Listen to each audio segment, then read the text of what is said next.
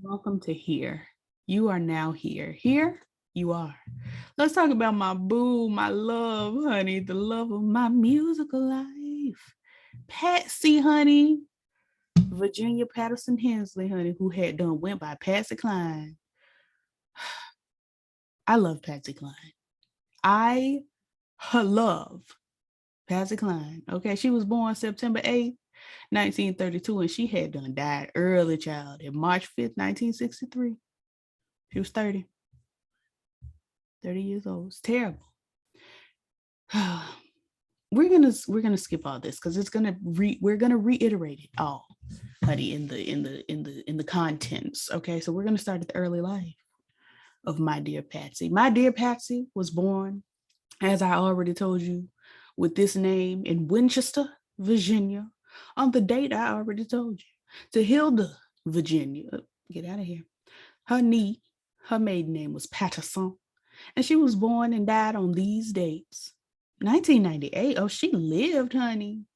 She had done lived. And Samuel Lawrence Hensley, who was born and died on these dates. Both after Patsy had no, Patsy was dead. Patsy was 11 when her father passed on. Anyway, Mrs. Hensley was only 16 years old at the time of Cline's birth.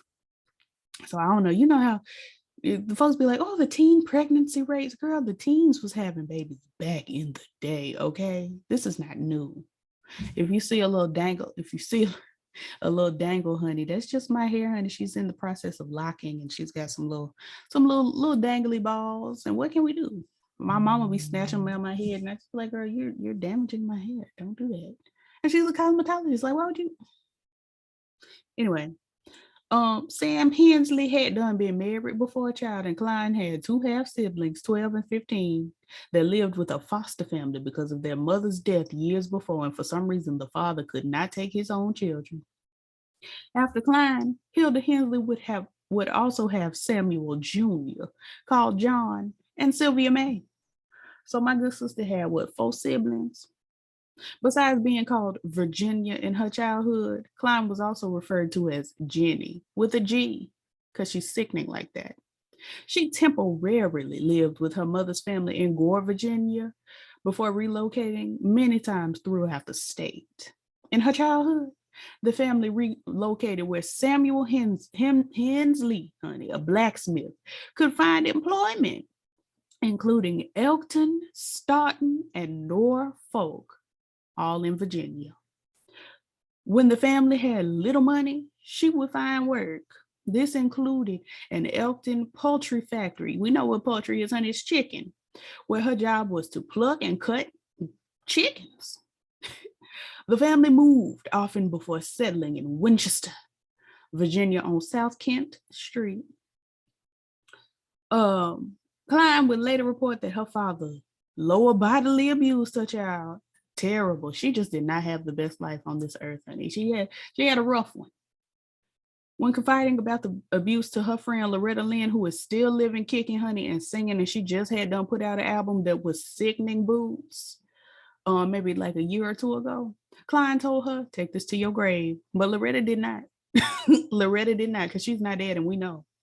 Hilda Hensley would later report the details of the abuse to producers of Cline's 1985 biopic, Sweet Dreams Are a Beautiful Nightmare. Either way, I don't want to wake up from you, or a beautiful nightmare. Somebody pinch me. Your love's too good to be true. My guilty pleasure, I ain't going nowhere. Baby, long as you're here, I'll be floating on air, cause you're my our beautiful nightmare. Either way, I don't want to wake up from you. Could you imagine Patsy Cline? Sweet dream. She has such a smooth voice. Patsy Cline and Karen Carpenter, honey, the white girls with the smoothest vocals imaginable. Honey, don't come to me about no Patsy and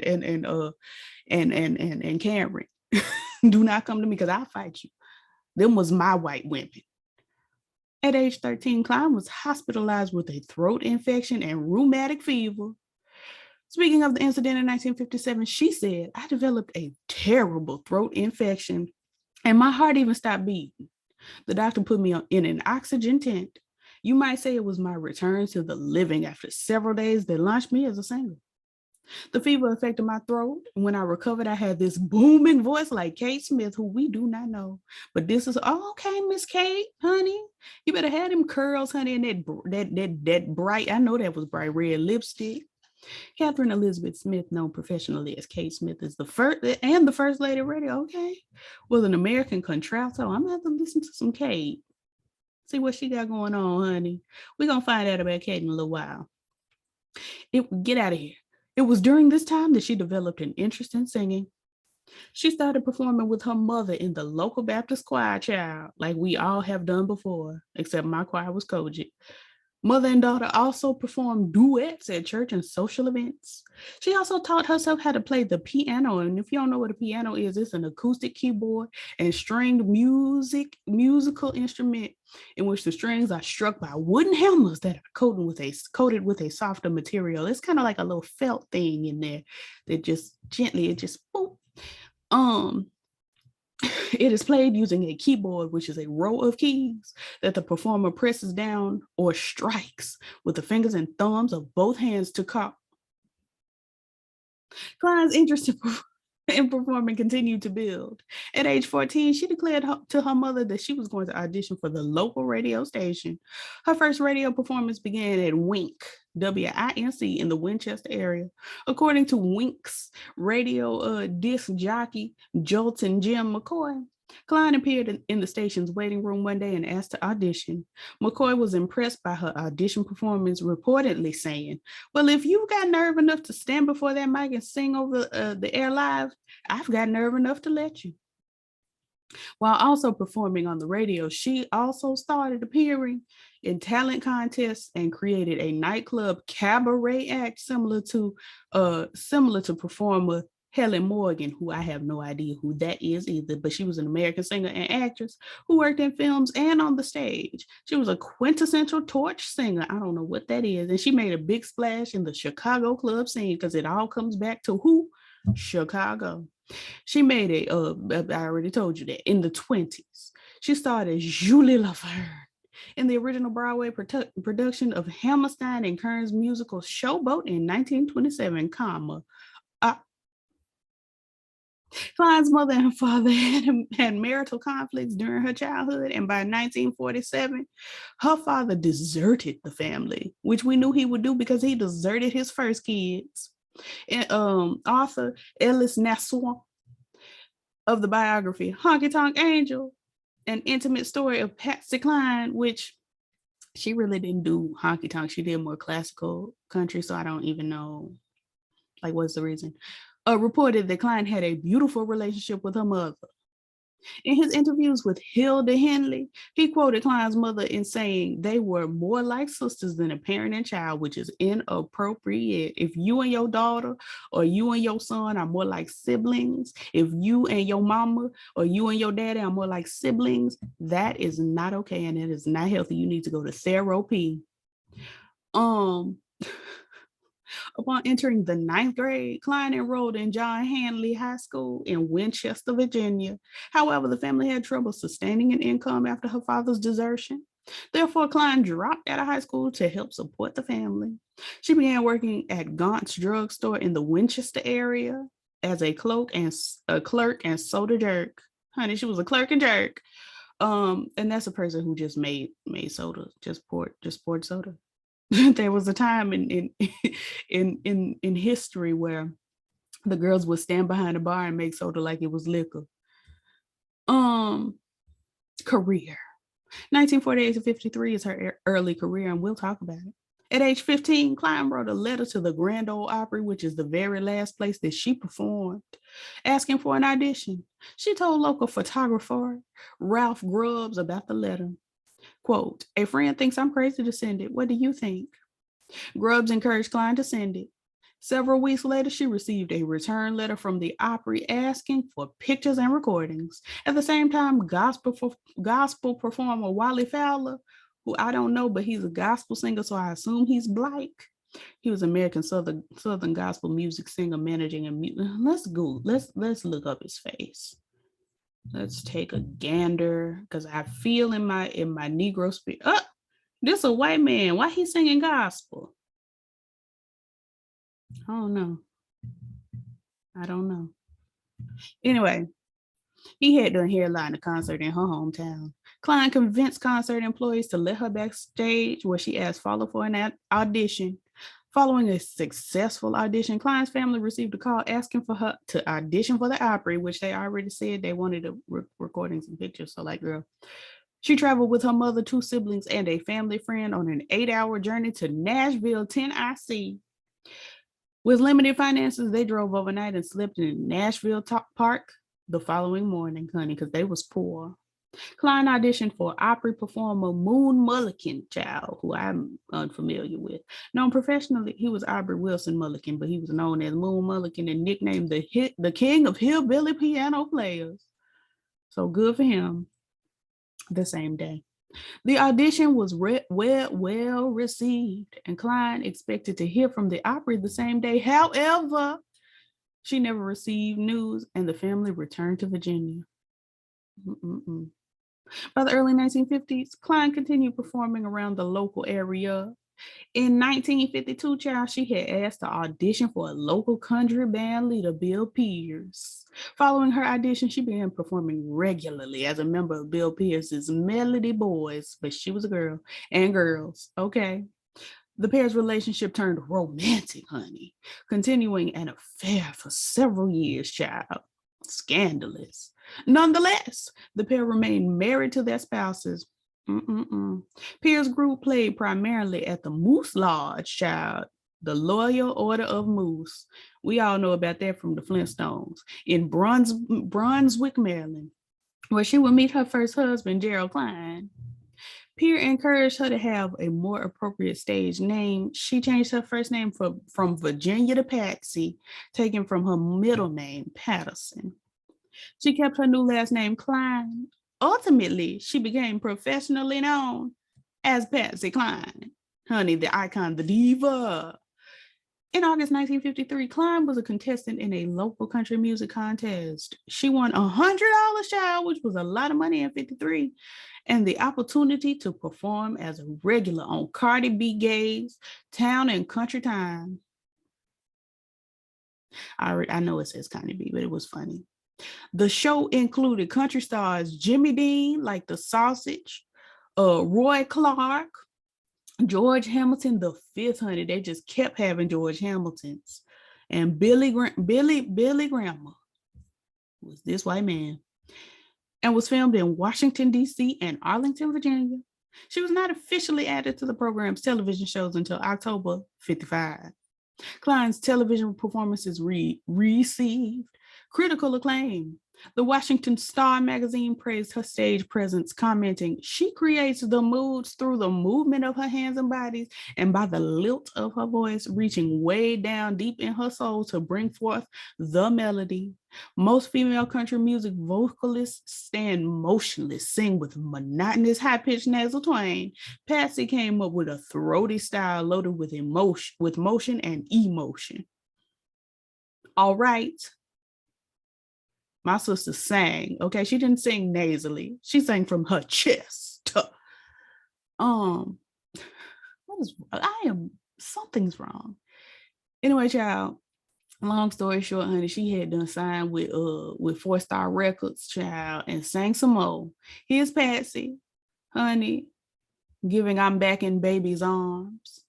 Walking After Midnight is a hit, honey. I'm out here walking after midnight, which is a privilege because you white, and if he was black walking after midnight, he was probably gonna get lynched. Walking after midnight for you. Cline initially refused to perform it, but ultimately agreed to it, honey. And moving along, child, because it's a lot to read. New beginnings and car accident. Cline's professional decisions yielded more positive results by early 1960s. Now, if we remember, she didn't have a lot of time in the 60s because she had done died in 63, child. But we're going to get back down to it. Let me skip. Cline's professional decisions yielded more positive results by the early 1960s, which is all she lived to see, the early 1960s. Upon moving to Nashville, she signed a management deal with Randy Hughes. She originally wished to work with Hubert Long. However, he was busy managing other artists. Instead, she turned her attention to Hughes. With the help of Hughes, she began working steadier jobs. Steady!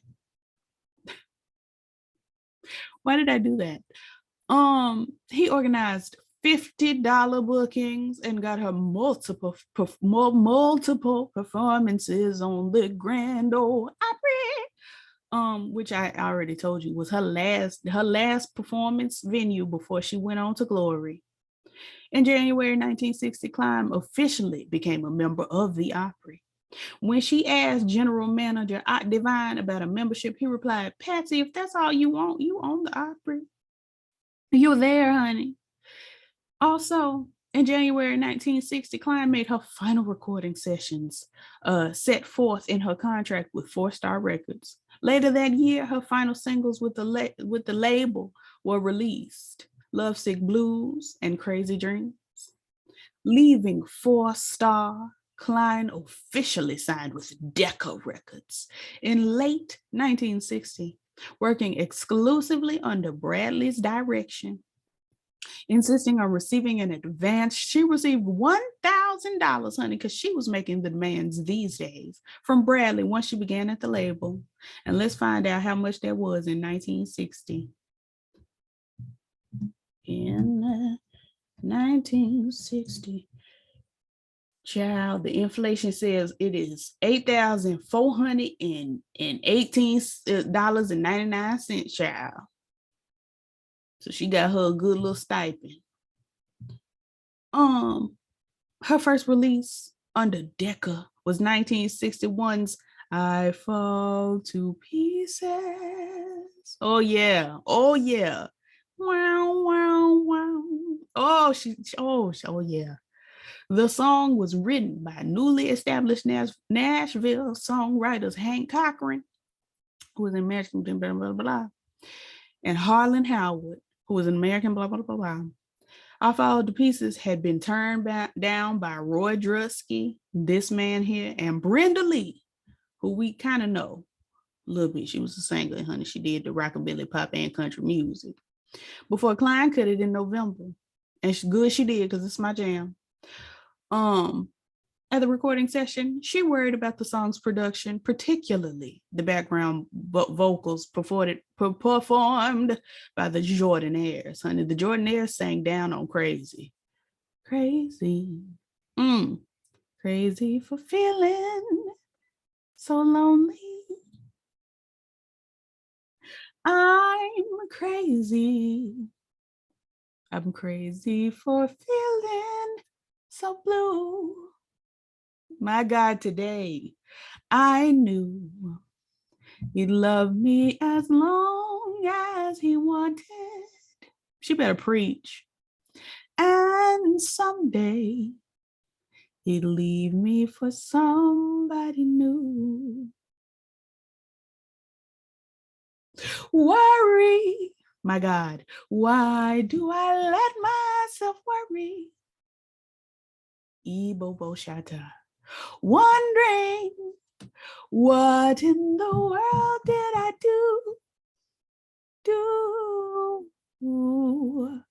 Crazy for thinking that my love would hold you. Oh, Jesus. Oh, Lord, I'm crazy for trying and crazy for crying, but I'm crazy for loving you. Are crazy. I ain't gonna give you too much more. After much arguing between Cline and Bradley, they negotiated that she would record "I Fall to Pieces," a song Bradley favored, and "Love in Vain," a song she favored. Released as a single in 61, honey, in January, "I Fall to Pieces" attracted little attention upon its initial issue, which I don't understand because it's about. In April, the song debuted on the Hot Country and Western Sides chart. By August 7th, the song became her first to top the country chart, honey, whatever. Additionally, I Fall to Pieces crossed over onto the Billboard pop chart, peaking at number what? 12. Because it's a song, honey. It is a song. Anyway, on June 14th, 61, Cline and her brother, Sam Hensley Jr., who we may remember was called John, were involved in an automobile accident. Cline had brought her mother, sister, and brother to see her in Nashville, in her new Nashville home on the day before, because she had moved to Nashville, honey, so she could perform at the Opry. On the day of the accident, Cline and her brother went shopping to buy material for her mother to make clothing. Upon driving home, their car was struck head on by another vehicle. The impact threw her directly into the car windshield, my God, today, causing extensive facial injuries. Among her injuries, Cline suffered a broken wrist, dislocated hip, and large cut across her forehead, barely missing her eyes. Friend Dottie West, who is this sickening girl right here who had done Sang Down Child, sang. Is she living? I think Dottie West has transitioned on to glory. Let's find out. Dottie, yeah, she went on in 91, God rest her. She went on around the time Tammy. I was gonna say Tammy Terrell, then I was gonna say Tammy Faye Baker. Tammy, stand by your man, Tammy. Wynette. Child, I'm thinking about Patsy and I can't get my other thoughts together. Anyway, Dottie had done heard about the accident via the radio, and she rushed to the scene, helping to remove pieces of broken glass from Cline's hair. So the radio was on it, honey. The radio was like, girl, Patsy just got into an accident 12 seconds ago. When first responders arrived, Cline insisted the driver in the other vehicle be treated first because she was good like that. 2 of the 3 passengers riding in the car that struck Cline died after arriving at the hospital. When she was brought to the hospital, her injuries were life-threatening and she was not expected to live, but God had another plan for her to make her live for 2 more years. And then he struck her down. God rest her. She underwent surgery and survived. According to her husband, Charlie Dick, upon waking up, she said to him, Jesus was here, Charlie. Ooh, I felt that. Don't worry. He took my hand and told me, no, not now. I have other things for you to do. And he meant not now, too. He was like, not now. But you is going to die. She spent a month recovering at the hospital. 1961 to 63, honey, the peak of her career. We hate when an icon dies at the peak. Cline returned to her career 6 weeks after her car accident, honey, in 61. Her first public appearance was on the Grand Ole Opry, where she assured fans, I'm struggling, she would continue performing. She said to the audience that night, you're wonderful. I'll tell you one thing, the greatest gift I think that you folks could have given me, the greatest gift I think that you folks could have given me was the encouragement that you gave me. Right at the very time I needed you the most, you came through with the flyingest colors. Honey, them colors was flying. And I just want to say to you, you'll never know how happy you made this old country gal. Cline's follow-up single to I Fall to Pieces was the song Crazy, which I just gave you almost the entire thing. Crazy. I didn't know it was written by Willie Nelson. Sickening. But it's a song, honey. It is a song. It was written by Willie Nelson, who is still living. There he is right there. I just saw him the other day. Whose version of the song was first heard by Dick. When Dick brought the song to Cline, she did not like it. She don't like the hits. She was like, I Fall to Pieces, don't like it. Crazy, don't like it. But they was the hits. When Dick encouraged her to record Crazy, Cline replied, I don't care what you say. I don't like it, and I ain't going to record it. And that's that. But then she did. She just did. Bradley liked the song and set the date for its recording for August 17th. When Cline got to Bradley's studio, he convinced her to record it.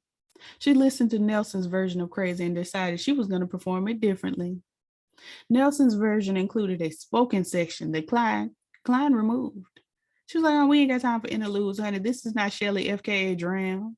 Honey, we don't have time to be talking in all these songs.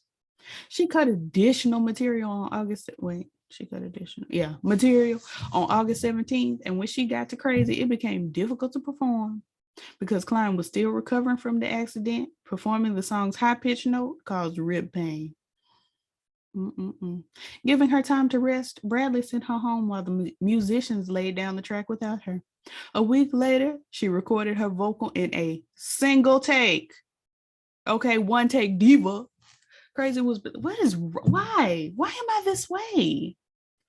What happened to me to make me this way? Crazy was released as a single in October 61, debuting on the Billboard Country Chart Shout in November. It would peak at number 2 there and number 9 on the same publication's pop charts. Crazy would also become Cline's biggest pop hit, period. Crazy has since been called a country music standard, and they are right. Whoever said it is right. Cline's vocal performance and the song's production have received positive praise over time.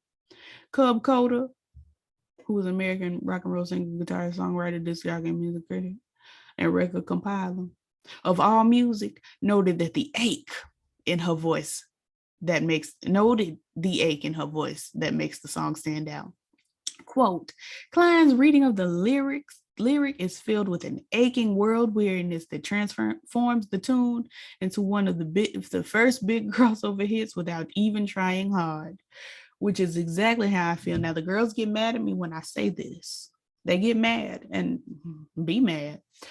I prefer Dolly Parton's I Will Always Love You to Whitney Houston's I Will Always Love You. And the reason is, because I know the girls like to tussle, the reason is because Dolly Parton emotes in that song. You can almost hear her crying in her rendition of that song, whereas Whitney does this powerful moment where it's like, girl, EYE will always love you.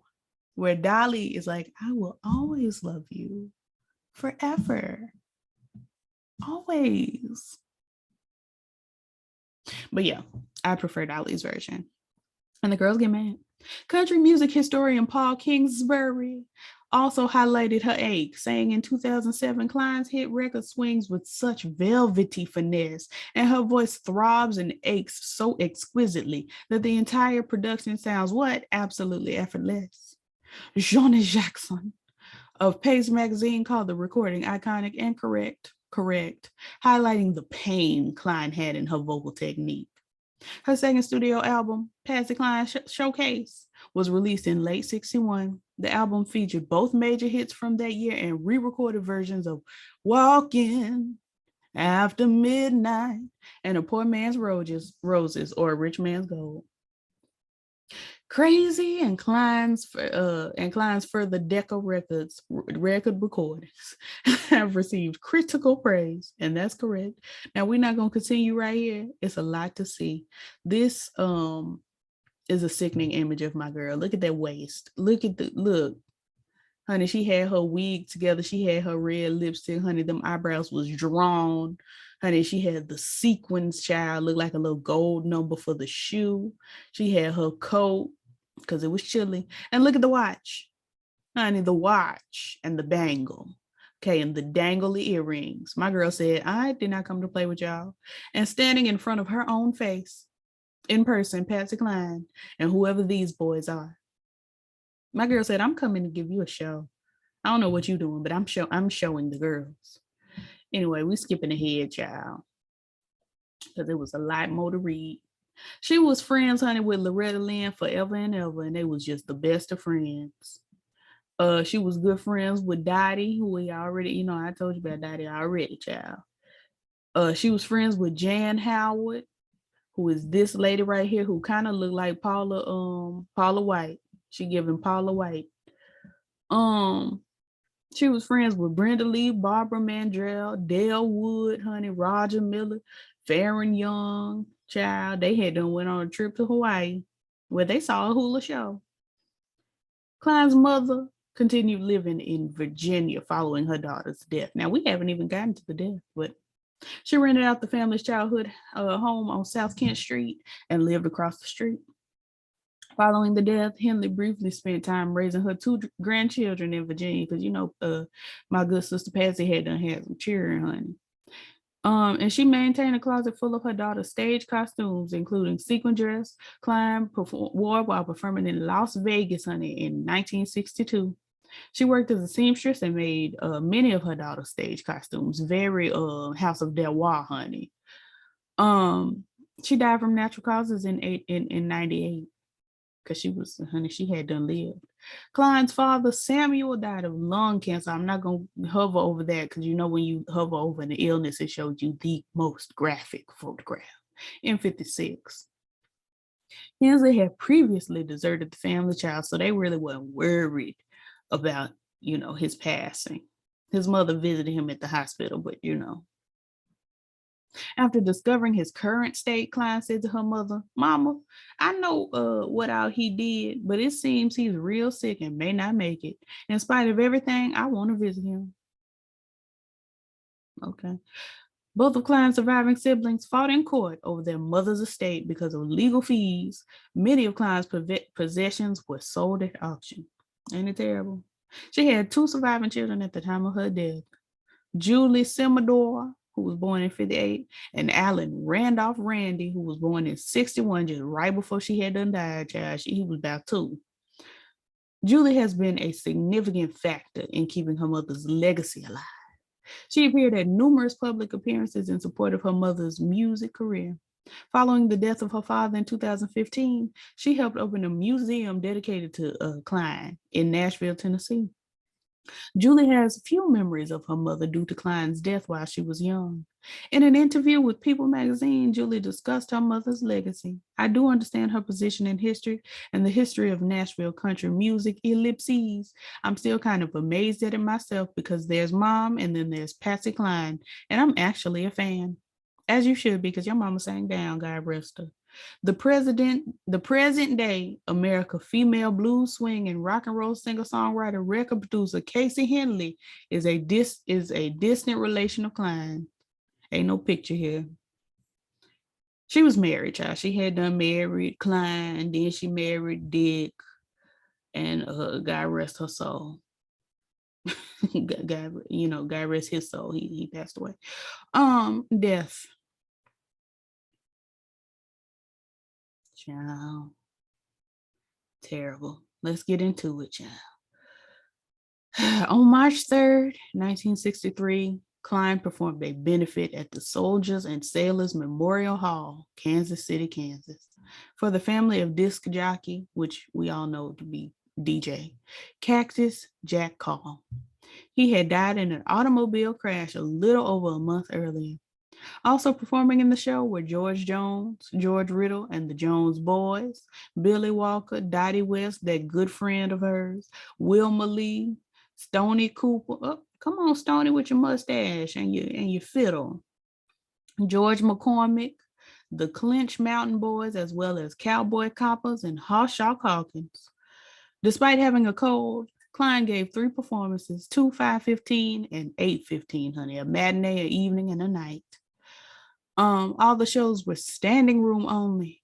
For the 2 p.m. show, she wore a sky blue tulle Latin dress. For the 5:15, a red shocker. And for the closing show at 8 p.m., Cline wore white chiffon, honey. Her final song was the last she had recorded the previous month, "I'll Sail My Ship Alone to Glory." Cline, who had spent the night at the Townhouse Motor Hotel, which this don't look like it was it, was unable to fly out the day after her concert because Fairfax Airport was fogged in. West asked Patsy to ride in the car with her husband Bill back to Nashville, a 16-hour drive, but Cline refused, saying, "Don't worry about me, Haas. When it's my time to go, it's my time." My God, today. Prophetic. On March 5th, she called her mother from the motel and checked out about 12:30 p.m., child, going the short distance to the airport and boarding a Piper PA-24 Comanche plane, aircraft registration number N7000P. On board were Cline, Coppers, Hawkins, and pilot Randy Hughes. The plane stopped once in Rogers, child, up the street. There's a train and there's a barn and there's some people walking and there's some water.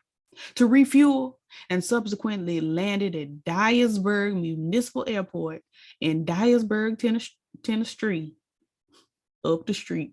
At 5 p.m., Hawkins had accepted Billy Walker's place after Walker left on a commercial flight to take care of a stricken family member.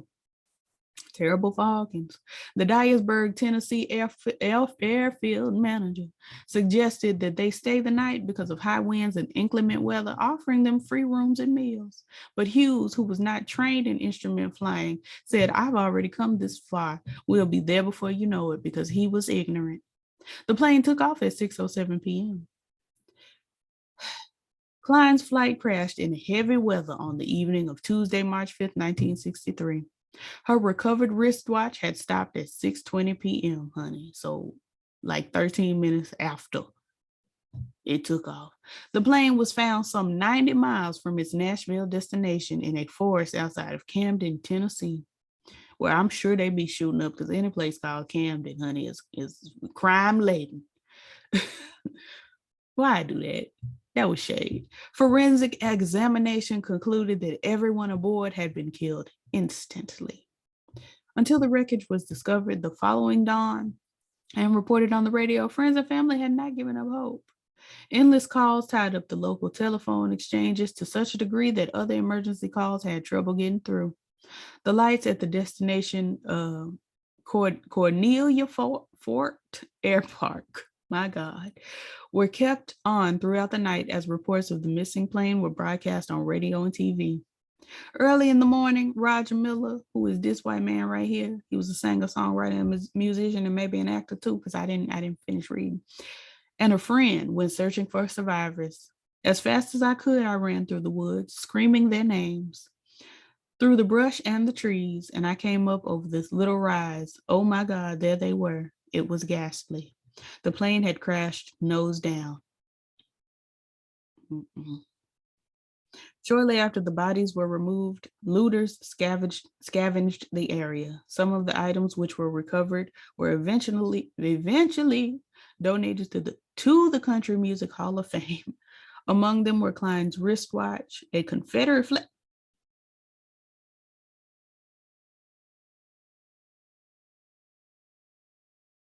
A Confederate flag cigarette lighter, studded belt. That better not have been. Ooh, that better not have been Patsy. Ooh, Patsy, do not do me like this far into my standhood.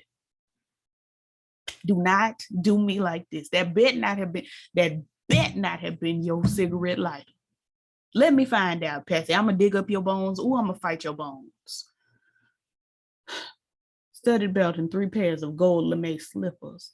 Cline's fee in cash from the last performance was never recovered. It might have burned up, might have got stolen. Per her wishes, Cline's body was brought home for her memorial service, which thousands attended. People jammed against the small tent over her gold casket and the grave to take all the flowers they could reach as keepsakes. She was buried at Shenandoah Memorial Park in her hometown of Winchester, Virginia. Her grave is marked with a bronze plaque which reads, Virginia H. Dick. Patsy Cline is noted under her name. Death cannot kill whatever dies. Love. Death cannot kill what never dies. Love. A memorial marks the exact place of Mount Carmel or Caramel, but that's Carmel Road in Camden, Tennessee, where the plane crashed in the still remote forest. Now this is her grave. Now this is the plane crash site. I'm not. Is them flower that's the memorial. That's the marking of the. This is just plain. This the memorial. This the marking of the site. Tacky. Anyway, child, she has some posthumous releases, honey, after her humus. Since Cline's death, Decca Records, later bought by MCA, who we all are familiar with, has released her music, which has made her commercially successful posthumously. And you can read the rest of this when you have time, because it's a lot. It's a lot. Film and television. Ooh, they did not have to do Jessica this way. She has better pictures. Cline has been portrayed on film and television several times since the 80s.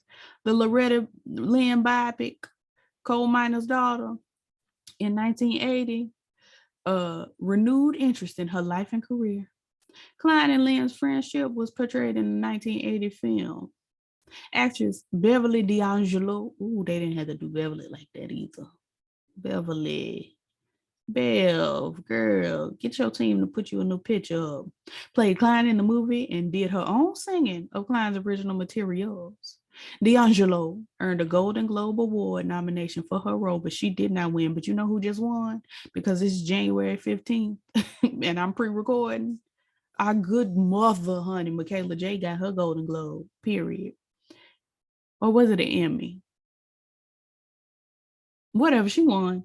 In an interview D'Angelo did for a 2017 PBS documentary, playing the role of Patsy Cline had a profound impact on her life and career.